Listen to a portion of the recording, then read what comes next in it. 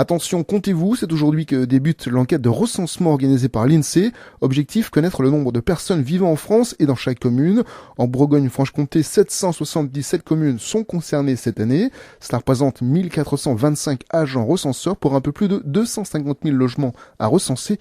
Les détails en Côte d'Or et en Saône-et-Loire avec Hugo Sastre. En Côte d'Or, ce sont 258 agents recenseurs qui vont aller à la rencontre des 78 500 habitants concernés par cette campagne de recensement, le tout dans 145 communes.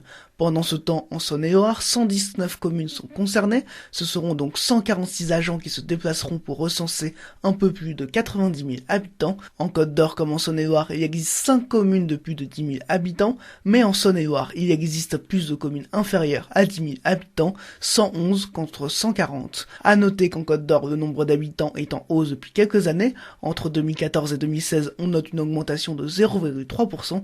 Sur la même période, la Saône-et-Loire enregistre une baisse de 0,1%.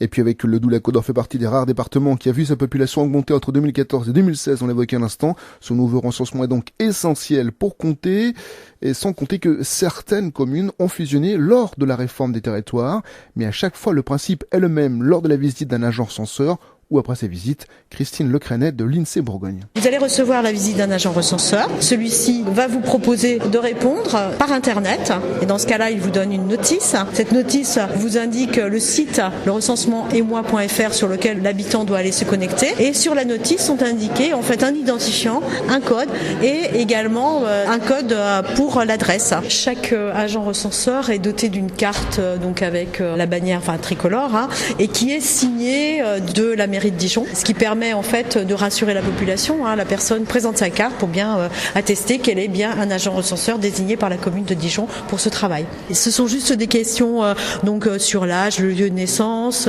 les diplômes obtenus, si la personne est en emploi, quelques éléments sur l'emploi. Et puis à noter que le recensement se fait aussi sur papier évidemment et à domicile. Dans ce cas, l'agent recenseur peut même vous aider pour remplir le dossier. 65% des ménages préfèrent d'ailleurs ce mode de recensement par papier évidemment.